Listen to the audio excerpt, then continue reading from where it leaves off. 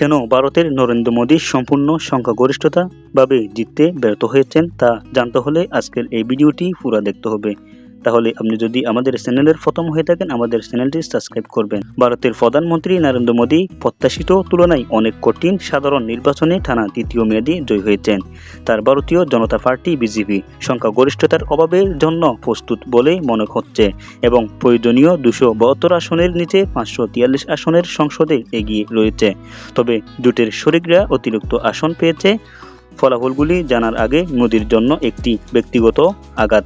যিনি সবসময় গুজরাট রাজ্যের মুখ্যমন্ত্রী এবং ভারতের প্রধানমন্ত্রী উভয় নির্বাচনে সংখ্যাগরিষ্ঠতা অর্জন করেছে, এক দশক ধরে দেশের রাজনীতিতে আধিপত্য বিস্তার করছেন।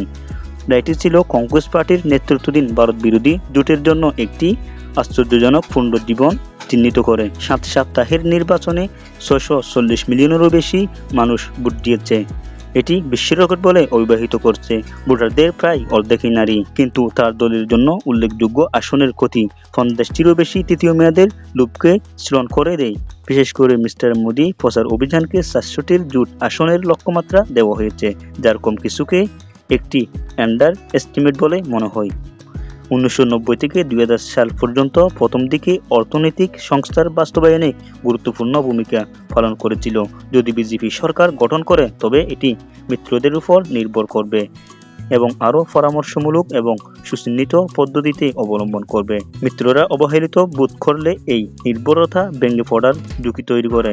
একসময় সর্বশক্তিমান হিসাবে বিবেচিত দলটি এখন 2014 সাল এবং 2019 সালের বিপরীতে অনেক সংখ্যাগরিষ্ঠিত হয়েছে। Like, comment, share and subscribe for update videos. আসসালামু আলাইকুম ওয়া রাহমাতুল্লাহি ওয়া বারাকাতুহু।